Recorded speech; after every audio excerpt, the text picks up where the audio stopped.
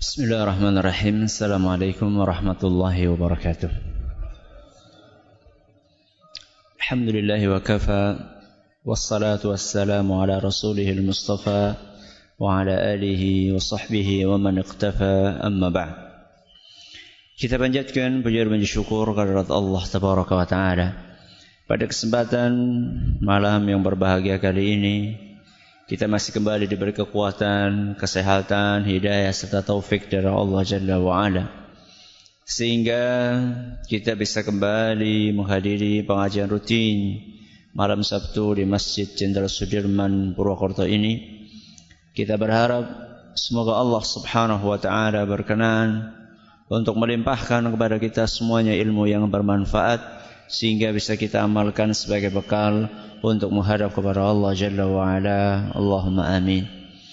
Salam dan salam semoga senantiasa tercurahkan kepada junjungan kita Nabi besar Muhammad sallallahu alaihi wasallam, kepada keluarganya, sahabatnya dan umatnya yang setia mengikuti tuntunannya hingga akhir nanti.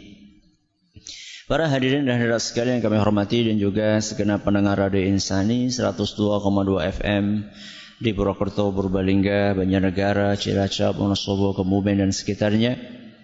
Juga para pemirsa UFI TV yang semoga senantiasa dirahmati oleh Allah Azza wa Jalla.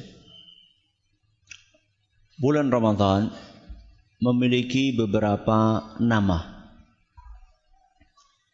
Di antara nama yang terkenal adalah bahwa Ramadan dinamakan dengan Syahrul Quran, bulan Al-Quran. Ramadan adalah bulan Al-Quran. Kenapa kira-kira kok bulan Ramadan dinamakan bulan Al-Quran? Diturunkannya Al-Quran semuanya pertama kali. Yang kedua kapan? Bukankah Al-Quran itu diturunkan secara bertahap? Kok bulan Ramadan dikatakan bulan Al-Quran? Bukankah Al-Quran diturunkan sepanjang tahun? Kenapa kok bulan Ramadan yang dinamakan bulan Al-Quran? Yang benar mana? Al-Quran turun di bulan Ramadan atau Al-Quran diturunkan sepanjang tahun? Tadi katanya di bulan Ramadan, sekarang sepanjang tahun. Pertama kali di bulan Ramadan, yakin? Bukannya pertama kali turun Iqra? Iqra di bulan Ramadan bukan? Bukan.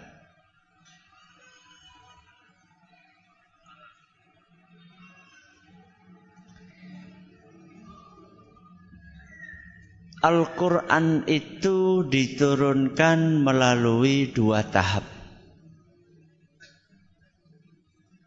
atau dua proses. Proses yang pertama diturunkan oleh Allah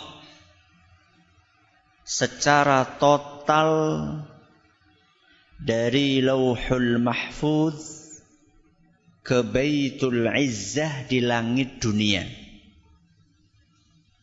Saya ulangi, Al-Quran diturunkan melalui berapa proses? Dua proses.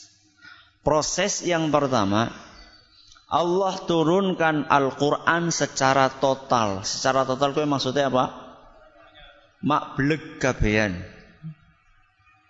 Dari Lauhul Mahfuz di sisi Allah ke sebuah tempat namanya Baitul Izzah. Baitul Izzah itu tempatnya di langit dunia. Langit dunia itu yang mana? Yang kelihatan. Loh, kita langit-langit ya. Maksudnya dua ya. Yang kelihatan itu namanya langit dunia. Langit lapis pertama. Ini proses yang pertama. Proses yang kedua, Allah turunkan Al-Quran dari Baitul Izzah kepada Rasulullah sallallahu alaihi wasallam melalui malaikat Jibril, dan proses yang kedua ini secara bertahap. Bisa dipahami? Berapa proses? 2. Yang pertama, total dari mana? Dari Lauhul Mahfuz ke Baitul Izzah di langit dunia. Proses yang kedua, dari Baitul Izzah secara bertahap diturunkan Al-Quran kepada Rasulullah sallallahu alaihi wasallam. Siapa yang bawa? Malaikat Jibril alaihissalam. Nah, kira-kira yang turun di bulan Ramadan itu proses pertama apa kedua? Pertama apa kedua? Yang di bulan Ramadan. Yang pertama apa yang kedua?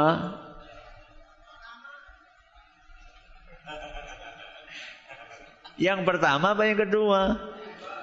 Terjadi perbedaan pendapat antara para ulama di Masjid Jensud. Yang pertama. Jadi kejadian diturunkannya Al-Quran dari Lauhul Mahfuz secara total kemana tadi? Baitul Izzah di langit dunia. Itu kejadiannya di bulan Ramadan. Tepatnya di malam Lailatul Qadar. Dalilnya surat Al-Qadar ayat 1. Inna anzalnahu fi Lailatul Qadar. Kami turunkan Al-Quran di malam Lailatul Qadar. Itu maksudnya proses yang pertama.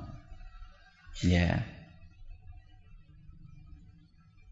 Makanya Ibnu Abbas radhiyallahu anhuma, salah seorang sahabat Nabi SAW yang paling faham tentang isinya Al-Quran, beliau mengatakan unzilal Qur'anu fi lailatul qadri jumlatan wahidatan ila sama'id dunya. Al-Quran itu diturunkan pada malam Lailatul Qadar secara total ke langit dunia. Wa kana Allah azza wa jalla yunziluhu ala Rasulih sallallahu ba'dahu ithri ba'd. Setelah itu Allah Subhanahu wa taala menurunkan kepada Rasulnya sallallahu alaihi wasallam secara bertahap. Asar ini diriwayatkan oleh Imam Al-Hakim dan dinyatakan sahih oleh beliau dan juga Imam Az-Zahabi. Sudah, berarti bisa dipahami ya kenapa kok bulan Ramadan dinamakan bulan Al-Quran. Nah, sekarang aplikasinya bagaimana? Kalau kita sudah tahu Ramadan ini bulan Al-Quran, terus apa yang harus kita lakukan? Jadi selama ini kita itu ngaji, berusaha untuk memadukan antara teori dengan apa? Praktek. Ini yang selama ini berusaha kita terapkan. Jadi tahu Al-Quran itu bulan Ramadan adalah bulan Al-Quran. Ini namanya teori. Terus prakteknya gimana? Ya. Jadi ngaji itu usahakan jangan cuma belajar apa? Teori. Nanti kalau cuma belajar teori, orang mengatakan teori. Bagaimana prakteknya? Ini lebih penting lagi. Karena belajar itu cuma sarana, tujuan utamanya amal. Amal itulah praktek. Maka saya katakan setelah kita tahu kenapa kok bulan Ramadan dinamakan bulan Al-Quran, terus aplikasinya gimana? Prakteknya setelah kita tahu bulan Ramadan bulan Al-Quran, bagaimana kita prakteknya mengamalkan bulan Ramadan bulan Al-Quran? Minimal perlu 4 level. Berapa? 4 level. Level yang paling rendah yang pertama, belajar membaca Al-Quran. Belajar membaca Al-Quran dan memperbaiki bacaan. Ini level yang paling rendah. Kalau level ini sudah dipenuhi, naik level yang kedua. Apa kira-kira? memperbanyak membaca dan menghafal Al-Quran. Ini level yang keberapa? Kedua. Memperbanyak membaca dan menghafal Al-Quran. Level yang ketiga, level di atasnya adalah berusaha untuk memahami dan merenungi isi Al-Quran. Sudah, ini level keberapa? 3. Berusaha apa? Memahami dan merenungi kandungan Al-Quran. Dan level yang paling tinggi adalah mengamalkan isi Al-Quran. Berapa level? 4 level. Kita level yang keberapa? Yo masa Arab numpak apa jenis manjat? Apa jenis ke? Tangga ujuk-ujuk langsung melompat mengduhur. Ya dari mana dulu? Dari bawah dulu. Ya. Walaupun pelan tapi pasti. Ya. Kalau orang langsung pengen loncat ke atas, apa yang terjadi? Kepleset, tiba tugel sikile. Ya. Jadi harus bertahap. Yang pertama belajar membaca Al-Quran. Amat disayangkan. Masih banyak di antara kaum muslimin yang terjangkiti buta huruf Al-Quran. Dan amat disayangkan, ternyata penyakit ini juga menjangkiti nuwun sewu tidak sedikit dari akademisi. Punya gelar S1, S2, S3, profesor dalam bidang umum, tapi maca Al-Qur'ane nol putul. Nol putul tahu? Apa nol putul? Nol besar. Ya wis nol putul lah, terserah. Saya tidak katakan semuanya, banyak alhamdulillah yang masya Allah ya ahli ekonomi juga ahli baca Quran banyak.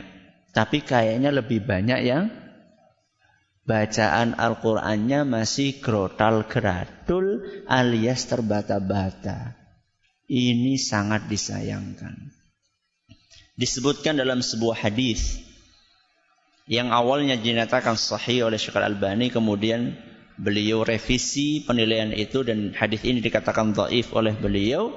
Disebutkan innallaha yubghidu kulla alimin bidunya jahilin bil akhirah.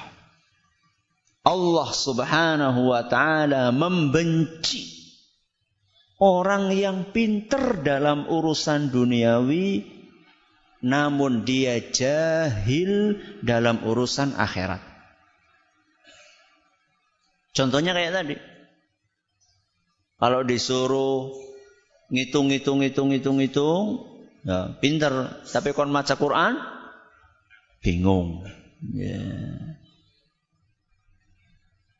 Dan kadang-kadang sampai bacaan suratan yang minimal dibaca 17 kali dalam sehari pun masih keliru-keliru. Tajwidnya, panjang pendeknya, gunnahnya. Dan penyakit ini tidak lancar membaca Al-Quran ini amat disayangkan juga menjangkiti bukan hanya orang-orang yang ahli dalam ilmu umum, tapi juga menjangkiti sebagian orang yang kelihatannya rajin ngaji, menghadiri pengajian sampai puluhan, belasan tahun, tapi ternyata dia suruh baca Al-Quran masih salah-salah. Kemana-mana Masya Allah penampilannya Masya Allah ya. Orang pikir kita kayaknya ustadz gede gitu. Tapi begitu suruh ngimami peletat. Al-kafirun ora rampung-rampung.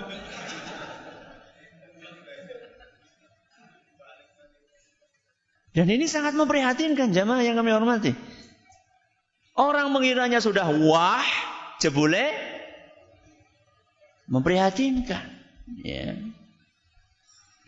Maka mari yang merasa bacaannya belum benar, belum baik, dan alhamdulillah merasa ini lebih mending ini orang yang bacaannya tidak baik merasa bacaannya tidak baik, ini lebih baik daripada orang yang sudah bacaannya tidak baik tidak merasa waduh ki paling repot ki ngadepi wong kayak iki.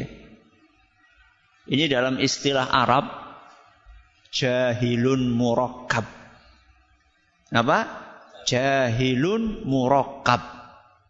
Apa ya terjemahannya? Nuwun sewu, terjemahannya ya mandan ora kepenak dirungokaken. Jahilun murakkab kuwi terjemahan bebasnya nuwun sewu nggih. Nuwun sewu nggih. Bodoh kuadrat. Apa? Bodoh kuadrat. Apa itu bodoh kuadrat? Bodoh kuadrat itu wong bodoh orang ngerasa bodoh. Ah itu repot banget. Wis kaya gue karepe dadi imam maning. Ya. Dan gak mau diganti sama orang lain. Merasa dia paling tua, merasa dia yang paling mengawali masjid yang ada di kampung itu. Sehingga ketika ada orang yang lebih baik bacaannya cuma gara-gara golek lahir telat alias lebih muda, alasannya belum tua, belum boleh banyak bicara. Alasannya, sinom kok buri ngana. Padahal bacaannya bagusan yang muda. Tapi bukan berarti yang muda selalu bacanya lebih baik dari yang tua. Jangan GR dulu yang muda-muda. Belum tentu juga. Ya. Maka kesempatan di bulan Ramadan. Walaupun harus mulai dari Iqra jilid pertama. Walaupun harus mulai dari alif ba ta a ba ba a ba ta a ba a ba a. Ora apa-apa. Malu enggak suruh mulai dari itu? Malu enggak? Malu itu nyolong rambutan. Sinau kok malu? Enggak, jangan malu. Ya. Ini level yang pertama. Apa itu? Belajar membaca Al-Quran. Makanya saya dengar di beberapa masjid mushola itu ada TPQ khusus untuk orang-orang tua. Oh bagus sekali itu. Jadi selama ini image-nya TPQ adalah untuk anak-anak harus kita hapus. Karena kenyataannya masih banyak orang-orang yang tua, yang dewasa belum bisa baca Al-Quran. Bahkan kalau di zaman kita ini, anak-anak yang di SDIT atau yang di MI atau yang di pondok, ya, itu malah bacaannya lebih baik daripada siapa? Daripada orang tuanya. Ya. Ini level yang pertama. Level yang kedua. Kalau kita sudah pintar, sudah bagus bacaan Al-Quran kita, maka kita melangkah ke level yang kedua. Apa tadi? Memperbanyak membaca dan menghafal. Kalau bisa, jangan menghafal Al-Quran kalau bacaannya belum benar. Khawatirnya yang dihafal keliru. Nek wis kadung keliru golen dandani luwih angel. Ya. Apalagi kalau misalnya kekeliruannya sampai sudah merubah makna. Ya. Dan ini banyak. Ha dibaca apa? Ha dibaca ha. Sin dibaca shin. Itu merubah makna. Contoh. Ya ayyuhalladzina amanu taqullaha wa qulu qawlan syadida. Oke, benar apa keliru? Benar apa keliru? Ittaqullaha wa qulu qawlan syadida. Benar apa keliru? Benar apa keliru? Jika keliru walaupun ketone fasih. Ya. Yang betul apa? Qaulan sadida. Pakai apa? Sin. Bukan sod juga. Ya, sin. Terus kenapa Ustaz kalau keliru sin karo shin? Artinya beda banget. Ittaqullaha wa qulu qawlan sadida. Sing bener ya, sadida. Wahai orang yang beriman, bertakwalah kepada Allah, ucapkanlah perkataan yang baik, yang lurus, ya, yang tepat. Itu artinya kalau maknanya aslinya sadida. Kalau dirubah jadi syadida, ucapkanlah perkataan yang kasar. Priwen jajal. Berarti kita ini disuruh ngomong apa? Kasar. Artinya kan beda banget. Makanya sebelum ngapal, benerin apa dulu? Bacaannya, tajwidnya yang benar, makharijul hurufnya. Sebelum tajwid, makharijul hurufnya, makhrajnya yang benar.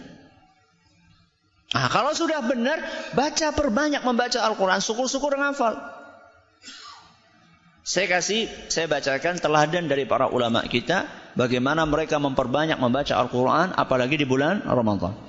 Disebutkan dalam kitab Lataiful Ma'arif, kata Imam Ibn Rajab Al-Hambali, kana Qatadatu yakhtimu fi kulli sab'in daiman. Seorang ulama namanya Imam Qatadah. Imam Qatadah rahimahullah. Beliau di luar Ramadan sepanjang tahun beliau selalu khatam seminggu sekali. Sepanjang tahun gue mulai kawit cilik nganti mati. Gue sepanjang tahun. Berapa kali? Seminggu sekali. Kados sinten? Boten kados kula kali jenengan. Itu kalau di luar Ramadan. Begitu masuk Ramadan, neng. Gasnya ditambahi. Wa fi Ramadan fi kulli thalathin. Kalau sudah masuk bulan Ramadan, 3 hari sekali khatam. Berapa? 3 hari sekali khatam. Berarti sedina berapa juz? 10. Ternyata masih ada yang lebih dari itu. Wa fil ashril awakhir. Ketika masuk 10 malam terakhir di bulan Ramadan, gase dipolakan. Kulla lailatin. Semalam sekali khatam. Bila? Semalam 1 kali. Semalam 1 kali. Semalam 1 kali.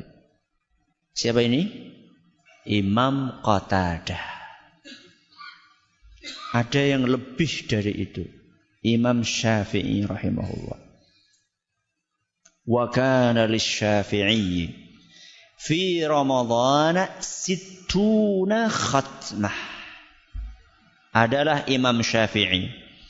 Di bulan Ramadan 1 bulan beliau khatam 60 kali. 1 bulan. Berapa khatamnya? 60 kali. Awan sepisan, bengi sepisan. Awan sepisan, bengi sepisan. Awan sepisan, bengi sepisan.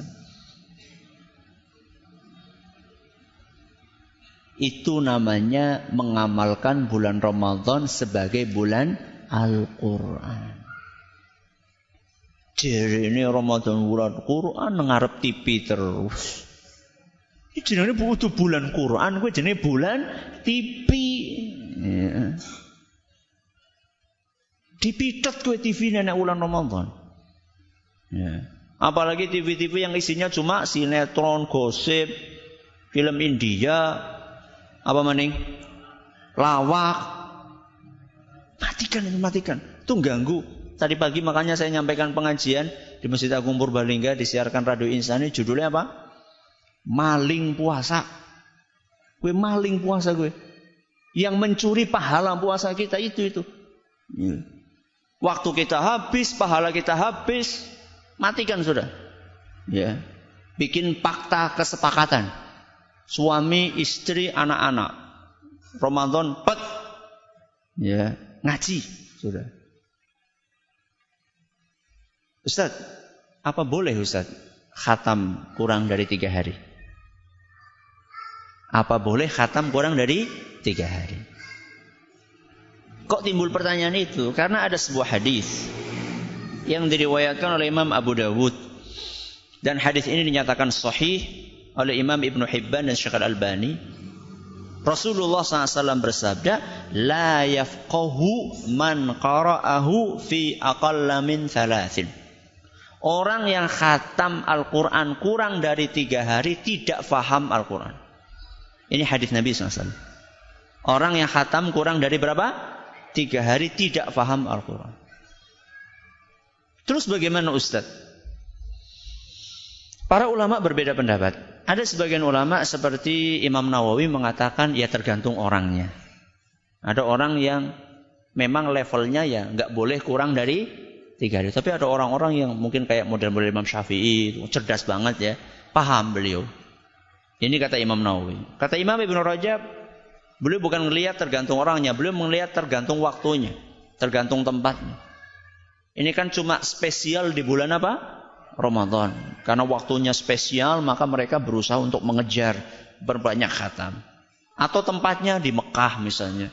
Mumpung di Mekah terbatas harinya, berusaha untuk memperbanyak. Ulama yang lain seperti Syekh bin Baz, beliau mengatakan, ya alangkah baiknya tetap tidak kurang dari berapa? 3 hari. Sesuai dengan apa yang disampaikan oleh Rasulullah SAW, karena beliau tidak membedakan orang, tidak membedakan tempat, tidak membedakan waktu. Beliau hanya mengatakan orang yang khatam kurang dari 3 hari tidak faham isi Al-Quran. Saya sampaikan ini sekedar untuk pengetahuan, ya. Tapi ya kayaknya Arab khatam kayak Imam Syafi'i kayaknya urung gutul ya. Sing telung dina sepisan bae kayane esi adoh ya. Pitung dina bae sih esi adoh. Ustaz, itu mungkin enggak Ustaz? Mungkin, ya. Gini ya, saya kasih teknis, jenengan boleh pakai, boleh tidak. Ini cuma teknis cara gampang. Panjenengan pakai teknis yang lain enggak ada masalah. Kalau pengen khatam sebulan sekali, insya Allah gampang. Bulan itu rata-rata 30 hari. Sedangkan Al-Quran itu berapa? 30 juz. Berarti kalau kita pengen khatam, baca saja 1 hari 1 juz. Misal 1 hari 1 juz. 1 juz kan banyak Ustaz. 1 juz berapa halaman? Berapa lembar? 10 lembar. Berarti 10 lembar itu sama dengan berapa halaman? 20 halaman. Akeh temen Ustaz. Dibagi sholat 5 waktu. Dibagi sholat 5 waktu. Berarti 10 dibagi 5 berapa? 2 lembar alias 4 halaman. Kakean ya wis. Dibagi maning sedurunge sholat selembar, sebare sholat selembar. Mau sholat subuh maca selembar disit, bar sholat subuh selembar. Arab sholat duhur selembar, bar sholat duhur selembar. Terus kakean. Ya Allah. Kakean ya kebangetan temen. Maca Quran 30 lembar ora akeh. Maca Quran selembar tok. Mau sholat habis sholat kebanyakan. Ya kebangetan lah kayak gue ya. Sudah dikasih teknis yang gampang. Ustaz, insya Allah bulan Ramadan ini saya nggak pengen cuma sekali Ustaz.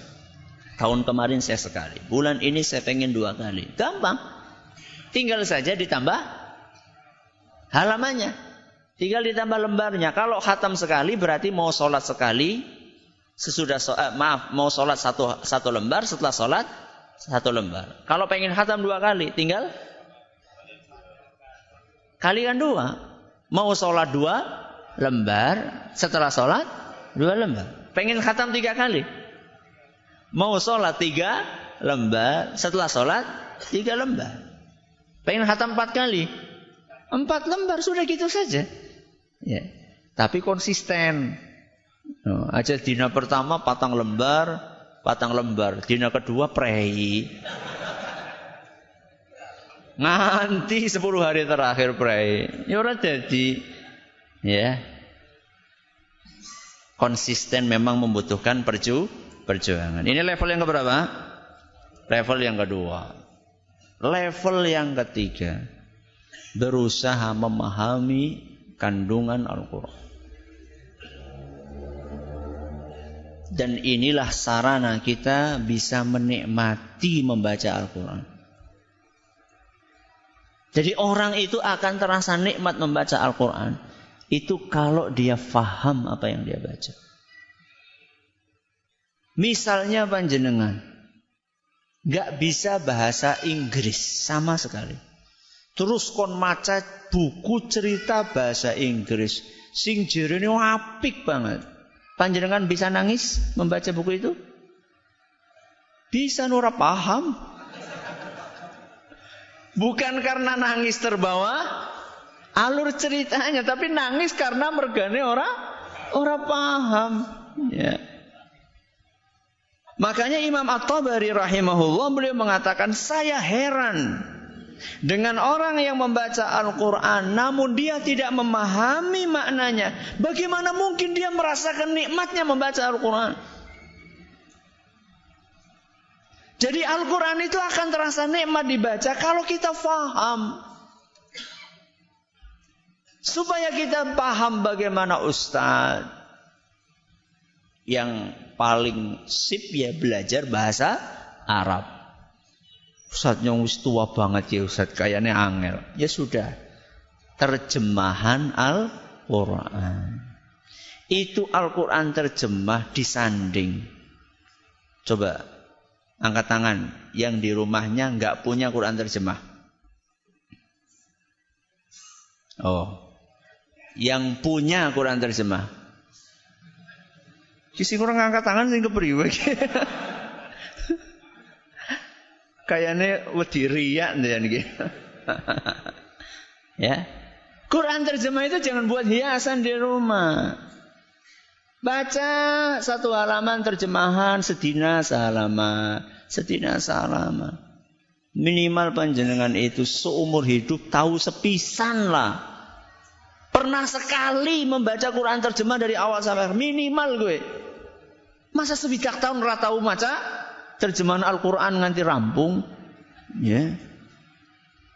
Sekali satu lembar supaya kita bisa merasakan nikmat, terutama surat-surat yang selalu kita baca dalam salat kita. Wi suratane Al-Ikhlas, Al-Falaq, An-Nas. Ditakoni qul huwallahu ahad, Allahus somad. Pak. Allahus somad artinya apa? Orang ngerti. Allahus somad. Somad apa ya? Nek tanggaku Pak Somad nyo ngerti, tapi as-somad artinya apa? Sudah bacaan Al-Qur'annya, suratannya enggak lewat dari kul huwallahu ahad, kul a'udzu birabbil, kul a'udzu birabbin nas. 3 kul. Ya. Isinya enggak paham apa kebangetan sih? Ya. Makanya jamaah yang kami hormati, luangkan waktu kita. Syukur-syukur kalau misalnya kita sudah bisa membaca terjemah sampai rampung. Naik ke level berikutnya tafsirnya. Tafsir yang ringkas. Ya. Sebelum tafsir yang panjang-panjang. Tafsir ringkas yang bagus itu ada sebuah tafsir namanya Tafsir As-Sa'di. Apa? Tafsir As-Sa'di. Jadi kalau sudah jangan carilah ya di toko buku cari Tafsir As-Sa'di, itu gampang. Ya, As-Sa'di. Ya. Tafsir As-Sa'di. Ya, itu gampang. Kalau di buku Arabnya 1 jilid saja. Enggak tahu kalau diterjemahkan di bahasa Indonesia mungkin berjilid-jilid mungkin. Ya, karena biasanya terjemahan itu lebih tebal dibandingkan apa? Dibandingkan buku aslinya. As-Sa'di, S-nya 2. Tafsir As-Sa'di. Ya. Ini adalah level yang keberapa? Level yang ketiga. Nah, kalau sudah paham, baru kita naik ke level yang keberapa? Yang keempat. Apa itu? Mengamalkan isinya.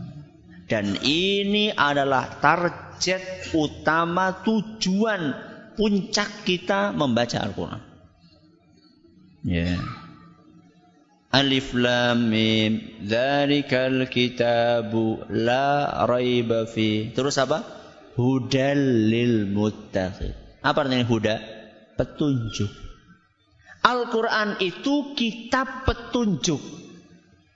Lah wong kitab petunjuk kok enggak diamalkan sih? Kok ngapa buku petunjuk enggak diamalkan? Malah kur dipajang tok. Nang ruang tamu nang kiye jarene nggo ngusir setan. Diamalkan, dibaca, diamalkan, difahami. Itulah fungsinya Al-Qur'an. Ya. Na'udzubillahi min dzalik. Ya, disebutkan dalam sebuah hadis yang sahih riwayat Bukhari. Rasulullah SAW ketika peristiwa Isra Mi'raj. Isra itu kan dari mana ke mana?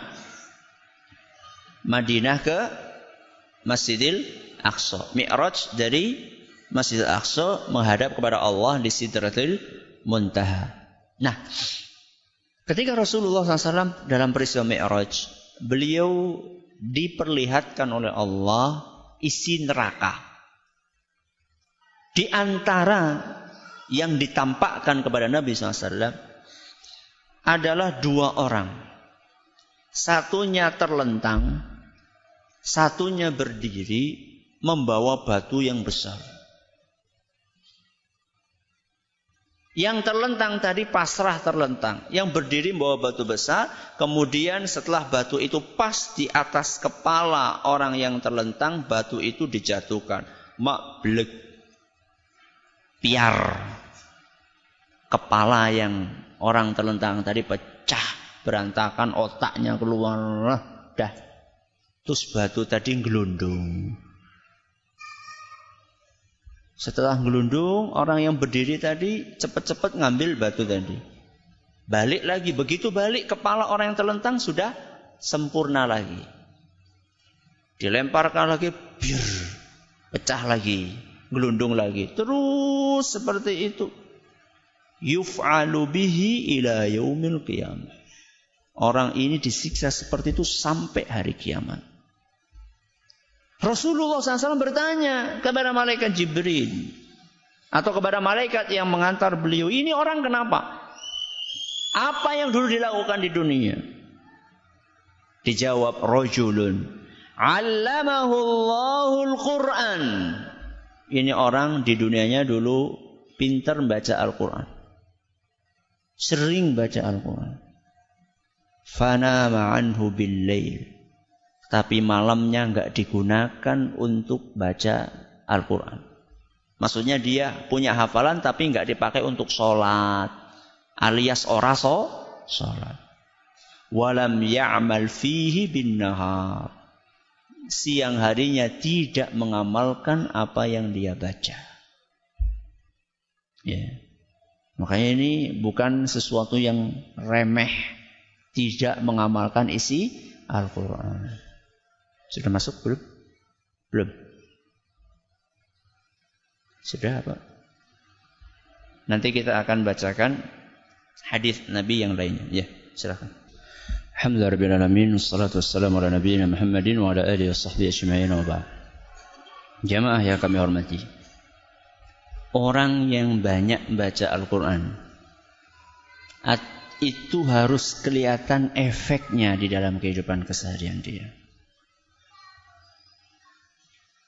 Bukan sekedar dia mengurung diri rumah di masjid baca Al-Quran, lantas masyarakat tidak bisa merasakan dampak dari dia membaca Al-Quran.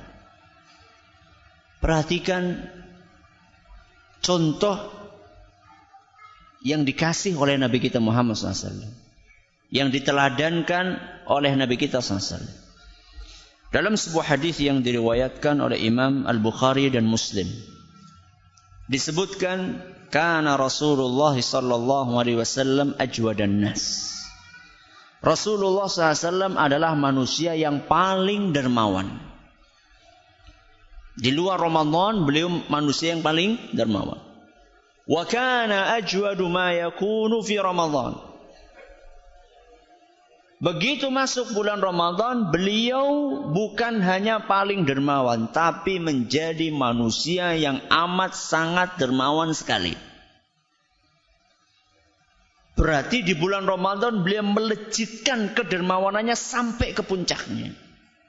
Kenapa? Hina yalqahu Jibril. Karena beliau setiap malam ketemu sama malaikat Jibril. Untuk apa? Yudari suhul Quran. Untuk membaca setoran hafalan Al-Quran Rasulullah kepada siapa? Malaikat Jibril.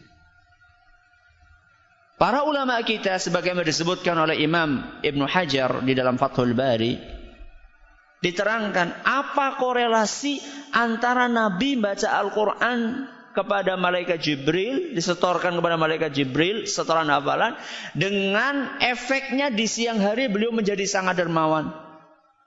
Korelasinya adalah bahwa beliau membaca Al-Quran kemudian dipraktekkan di dalam kesehariannya. Karena baca surga, neraka, akhirat, akhirnya beliau termotivasi, lebih termotivasi lagi untuk beramal, membantu orang lain.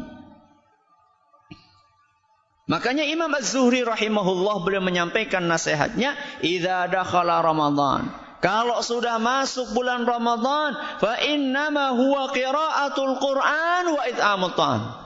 Kalau sudah masuk bulan Ramadan, maka prioritaskanlah dua amalan, qiraatul Qur'an, apa itu? Baca Al-Qur'an, wa it'amut ta'am, berbagi makanan kepada orang lain. Jadi bukan hanya baca Al-Quran di masjid, nggak pernah memperhatikan orang lain, enggak. Karena kita ini hablum minallah sama hablum minan nas. Ya. Jadi orang baca Al-Quran harus kelihatan efeknya dalam kesehariannya. Baca Al-Quran pelit, sekepriwe. Masuk Ramadan bukan pelit tapi tambah medit. Jadi Rasulullah SAW di luar Ramadan sangat paling dermawan. Begitu masuk Ramadan amat sangat dermawan sekali. Itulah Rasulullah SAW. Ya. Jadi jangan cuma dermawanannya di bulan Ramadan tok, di luar Ramadan pelit. Ya, jangan. Ya. Maka inilah yang seharusnya kita praktekkan dalam keseharian kita. Jadi kita ulangi, kenapa Ramadan dinamakan bulan Al-Quran? Karena di bulan Ramadan Al-Quran diturunkan secara total dari mana? Lauhul Mahfuz ke Baitul Izzah di langit dunia. Aplikasi dari Ramadan bulan Al-Quran berapa level sekurang-kurangnya? 4. Yang pertama, belajar membaca Al-Quran. Yang kedua, memperbanyak membaca dan menghafalkan. Kemudian yang ketiga, memahami, berusaha. Yang keempat, mengamalkan. Semoga kita bisa betul-betul mempraktekkan bulan Ramadan sebagai bulan Al-Quran. Dan ini adalah pengajian terakhir kita di sebelum bulan Ramadan. Dan Ramadan libur, Syawal juga libur. InsyaAllah kita akan masuk lagi tanggal 29 Juli 2016. Sekarang tanggal berapa? 3 Juni.